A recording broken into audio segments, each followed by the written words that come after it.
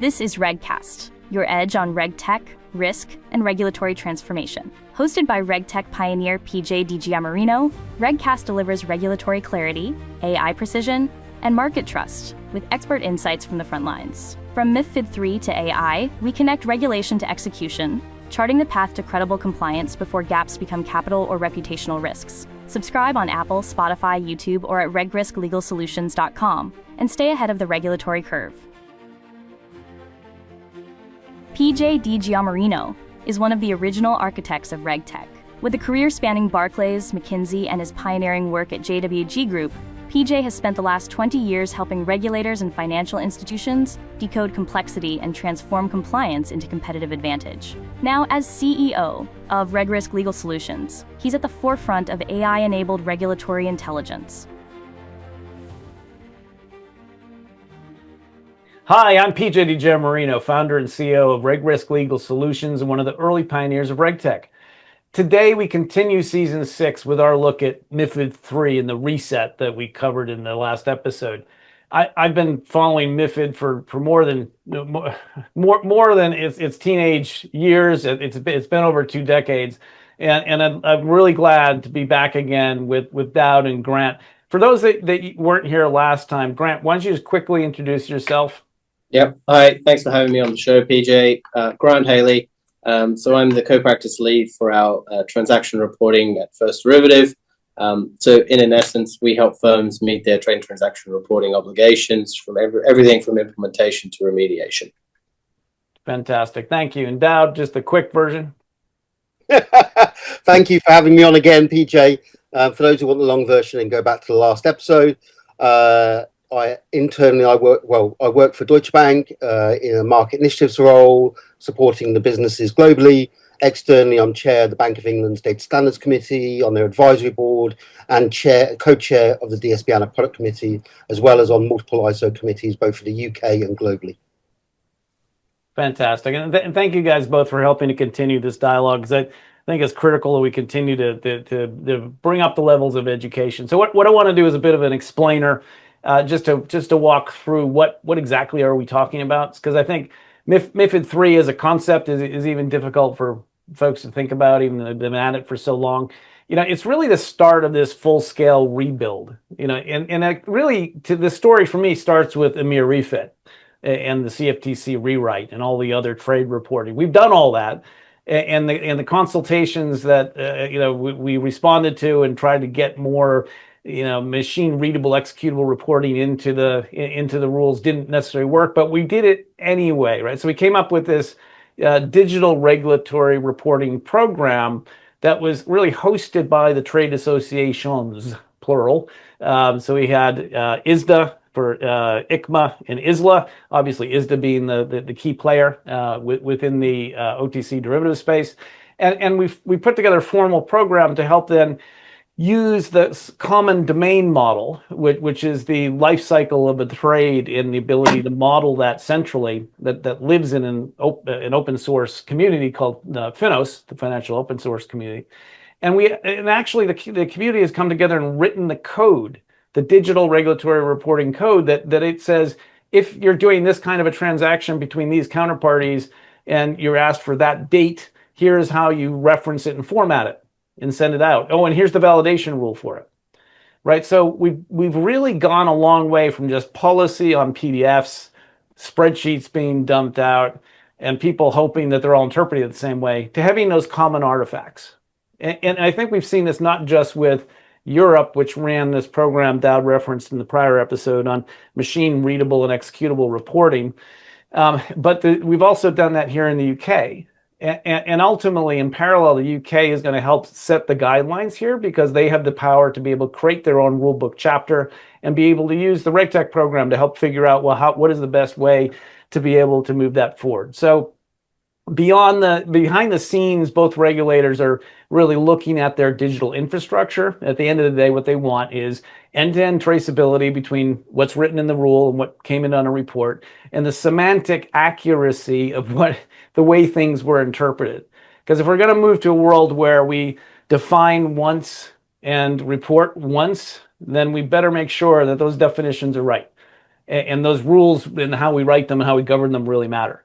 So this time really is different. For 10 years we've been talking about digital regulatory reporting as a concept, but now we've proven it out, and it's actually live, right? So the challenge now isn't, is it possible? The challenge is, how do we scale it? And what's coming isn't just in a new format. It's a new way of thinking about the operating model for the real economy and the way the regulators want to look at it. And so that's where we need to figure out trust, right? How do we get an architecture that everyone believes in?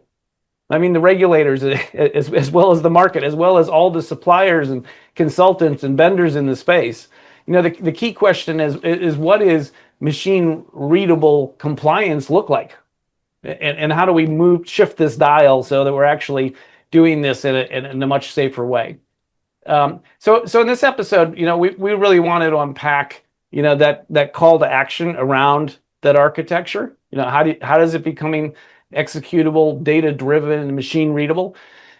Because in this cycle, if you don't move on that now, you're really starting to fall further behind. And I think in this one, Dawd, let's hear from you first. Tell us about the experience over time about what machine readable compliance has become. You always start with the big questions. Difficult one to talk about because we've been on this journey, as you say, for over a decade, as we've looked to create a crowdsourced interpretation of a set of rules which are using undefined language. So we came up with a band-aid to cover a gaping wound when we began with trying to create a model which would take that unstructured data, essentially, which is the regulatory text, and turn it into something that could be turned into code, a kind of a UML translation layer, let's call it. Then over time, as the regulator started to see the outcomes of its unstructured requirements, i.e. extremely dirty data, they said, how are we going to make this better? So they then started to create better structured data in their requirements.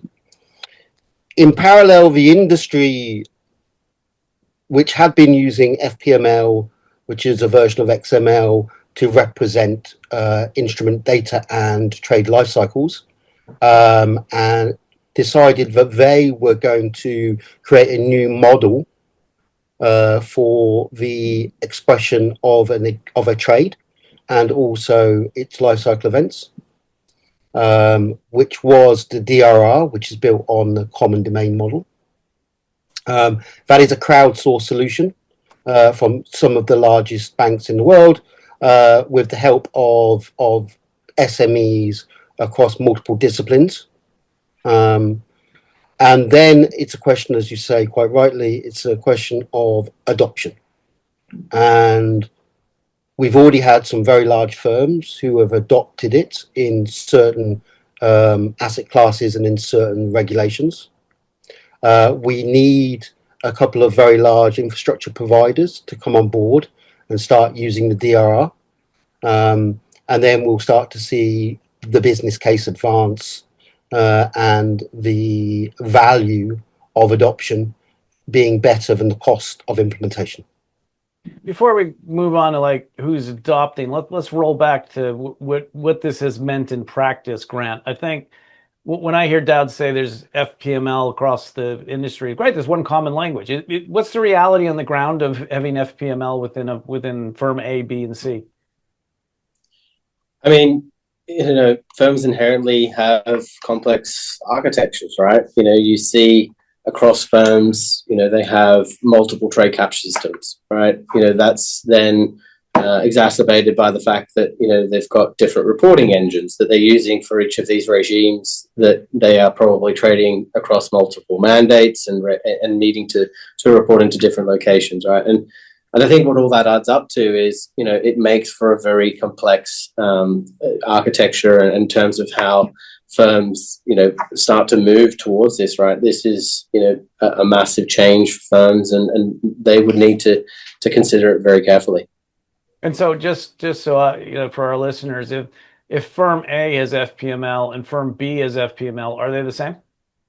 No, and that's exactly the challenge, right? And the way to think about it is, what CDM is trying to do is to get firms to talk in the same language, right? And make a common data model so that we are able to converse in the same language, right? It's like talking Japanese and another language, or to different firms, and that's inherently what this CDM and by extension DRR is trying to move away from, and so that we're all talking the same language and makes it much more straightforward and simple.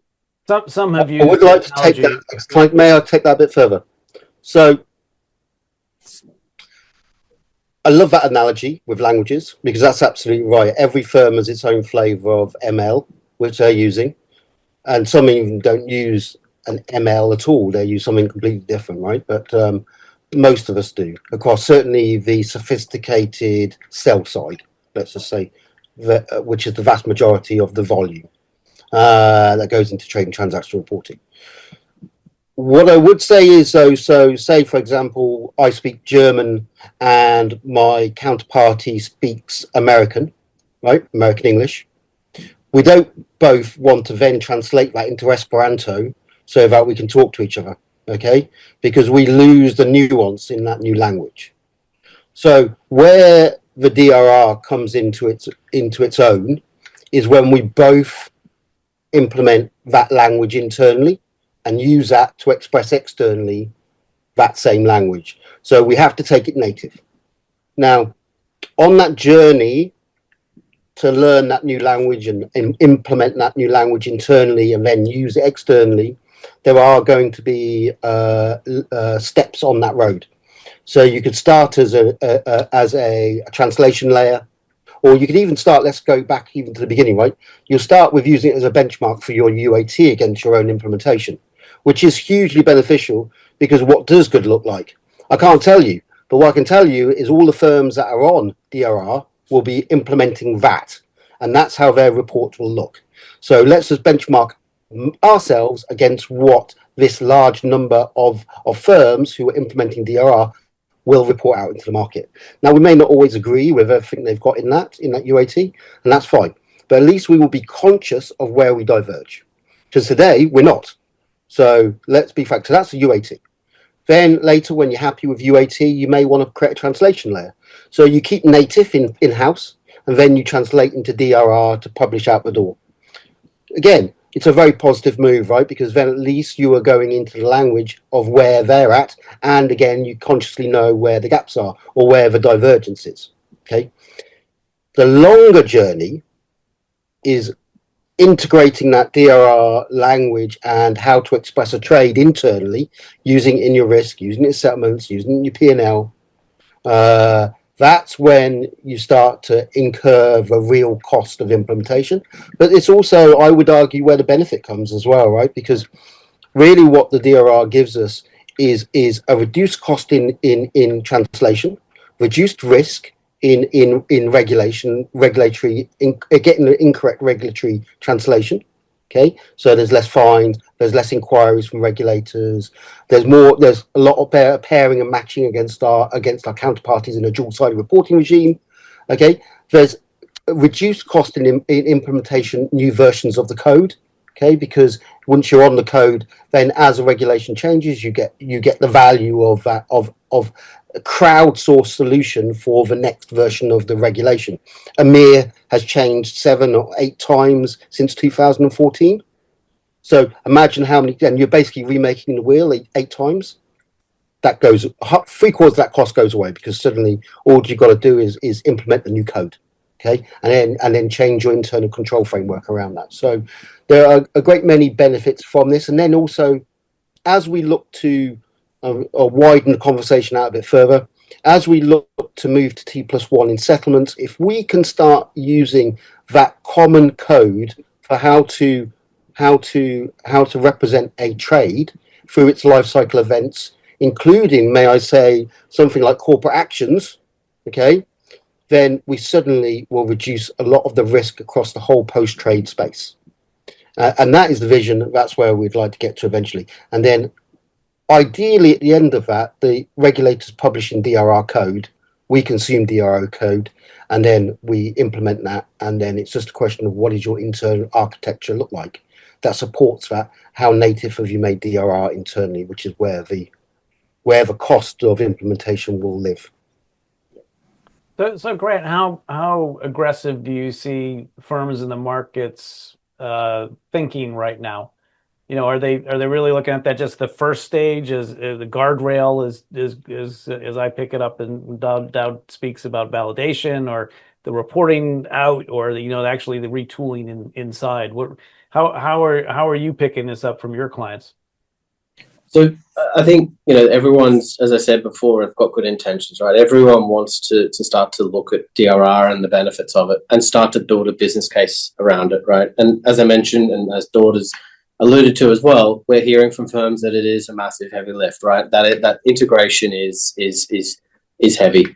But I think, one steps that firms can take to start to embrace the benefits of DRR are, start with a shared data model across regimes, avoid duplication in your builds, start to break down that regulatory nuance and divergence so that you're agnostic of the nuances to the regulations. And so once you have that data model across your organization, it certainly helps to then, okay, we can, for a regulatory nuance, we can adapt this particular data point to cater for it, right? You're not having to build in silos, you are building the nuances off the back of the data. So that's one thing. The others are moving data back to your golden sources, right? That's a big one as well. Firms historically have built compensating and derivation logic in their reporting engines, and moving that back upstream helps remove that transformation as it flows through your organization. And less transformation means less points of failure and better quality data in essence. We're also seeing firms reconciling back to their data source, as I mentioned before. So as well, though, so let me just come in there as well. There are lots of advantages as well, right? So, for example, if you look at a lot of the regimes now, we have this new framework for error notification to regulators. So when we get an error, there has to be reported to the regulator, and then every single error has to be reported. So it's almost like a parallel reporting regime that they've implemented, but based on errors. And then there's so to the central regulator as well as to the NCAs, the national competent authorities. If everyone's got the shared code, then the errors that we all have will be the same one. This creates a huge advantage for error notification. So if we find a piece of code within the DRR which is wrong, which is creating a problem with reporting, then we all share that same error. And then we can have a way of expressing that both to our clients and the regulators in a more unified approach. The way we have a fragmented architecture across the industry, everyone has unique problems with their architecture. And every one of those reports is a new reporting regime that you've got to create, or a new reporting template you've got to create every single time you find an error. I think there are a huge number of additional use cases which will benefit from a shared solution. Beyond the ones we're just talking about here. It's just articulating that and putting value on it. But when you say shared solution, you're not talking about a exchange.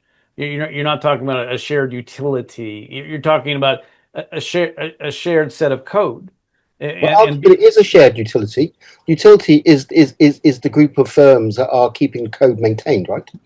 So we're all taking advantage of that crowdsourced solution. But it's truly crowdsourcing and then bringing it on-prem, right? It's not people think a KYC utility. It's not that. But it's also right. So if you think about this, it's getting the greatest minds in the industry together to come up with the response to a regulatory change, and then giving that away for free to everyone in the market.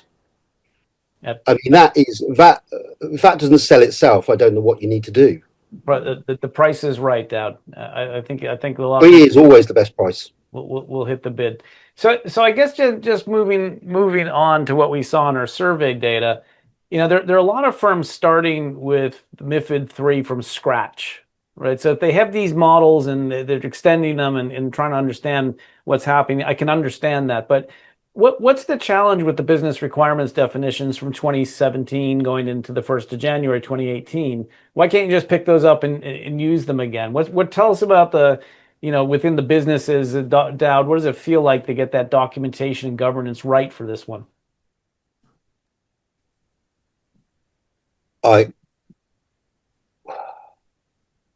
If you look at MiFID 2 implementation, it was like year 2K. We span up massive programs of work across the entire bank to implement MiFID 2. Hundreds of people, right? Thousands. Thousands within one bank. Thousands within my firm, it was thousands. Wow. But and because every single asset class had to build a solution across multiple articles in the regulation. And I would say that when you come to the rewrite, because it's 8 years down the line, you basically, I would argue, go back to bare bones and say, what did we do then? How does that correspond to what we're doing now, both in terms of the regulatory compliance, but also what do we do as a business? What is our footprint? What is our technology stack now compared to what it was in 2018? It's unrecognizable, certainly in my firm. So I would essentially say we're starting all over again here. And if we're going to implement this correctly, we've got to begin again from the beginning and build up that solution from scratch. But because it's a rewrite, you don't get the same amount of resources to do that as we did in the first one. So one of the things that you've got to do is build that business case with your senior managers to say, look, this isn't a rewrite. This is a brand new regulation because we have a brand new technology systems, brand new businesses. Our entire footprint is different here. And so are our resources because we're a lot more stretched than we were in 2018 in terms of amount of changes in regulation that are going live at the same time across all these different jurisdictions. Yep, I'd agree with that as well. And I think starting with a fresh sheet of paper is absolutely key, right? There's so much that has changed across organizations and the technology, and even within the interpretations and the industry guidance has evolved over time. That to just pick up your old BRDs and dust them off and start from there in terms of okay, what's the gap analysis from what we expect coming in. I think you will invariably inherit this legacy collateral that you don't really want to carry over, right? And I think that's the key here is that what are the challenges you're facing as a firm today, and how can we future-proof it and start to look at how do we make it better, cheaper, more cost-effective down the line. And I think that any survey work I've ever done around the cost of a regulatory change says that there's this big bulk of it up front where people are just trying to work out what to do. They're actually cutting the code isn't the hard part. It's the analysis, right? It's the analysis and it's the work that goes into the things that we described in the previous episode, right? It's the interpretations. It's joining the industry calls. How is everyone else in the industry going to report a particular data point? Do we want to go with the herd, or do we want to, we've got a particular booking model that, no, we disagree with the industry and we see it differently. Yeah. And I think that's what we talk about in terms of regulatory risk, and are we going with or against the herd? And firms traditionally don't want to go against the herd, right? It's stay safe with the herd. I think that nails it for me. I mean, ultimately, for me, the message is really clear. This is a complete rethink of how you digitalize the process of ingesting those requests from the regulator and then producing the data for them. It's not like in the trading world, when we have a trade break, everyone jumps on it and they fix it. And that's because there's this feedback loop, right? In this environment, the only thing we can get is a knack or an ack, but you still don't know about the data quality. So that's a really important discussion that we just had about how are you going to get there. This isn't just about the code; it's about building trust with our regulators and with the market, and making sure your data, your systems, your ability to explain what you've done is there and defensible. So, yep. Dawd, one final word from you just to close this off. I agree with everything that both Grant and you have said here in this episode. I would say that what we really need is endorsement from the regulators of that we're on the right path. If anything, I would actually like to see them using DRR themselves, starting to express their rules in code, so that people who have implemented DRR can pick that up in a change document and then implement that. Now, that doesn't then endorse your regulatory report, because your regulatory report itself will require your data architecture to be mapped correctly to those fields. But at least you know what those fields are. And at least you know what the tolerances are, the validations are, and you also know what the regulator is asking for, which is 90% of the way there. And we aren't even on that journey at the moment. So I think that this is a really good opportunity for the industry to do reporting better and cheaper, and for the regulator to get good quality, transparent data in a timely way. And it also shortens the implementation periods. So the moment we're advocating for the regulator that they need to give us 9 to 18 months to implement. If we implement DRR, they implement DRR, we could do things in 3 months, right? Because it's just a uplift of code, and that's it. So I think that there's a huge opportunity here for both the industry and the regulator. Let's go. I mean, it's a real game changer, the kind of thing you were just talking about. And I think those are the message to get out there. So thank you very much, Grant, for helping us nut through this, what it means. And Dawd, as ever, we've had an excellent breadth of perspectives, and thank you very much. As we continue season 6 of RegCast, we're gonna continue to dig into the global regulatory shifts that are reshaping compliance, because obviously it's not all about transaction and trade reporting. Stick with us as we track the leaders, decode the playbooks, and surface the strategies that define the future of digital regulation. So, without further ado, we'll see you soon. Thank you, PJ. Thank you, PJ. You've been listening to RegCast, delivering regulatory clarity, AI precision, and market trust. Please subscribe and share. It helps more people join this vital conversation.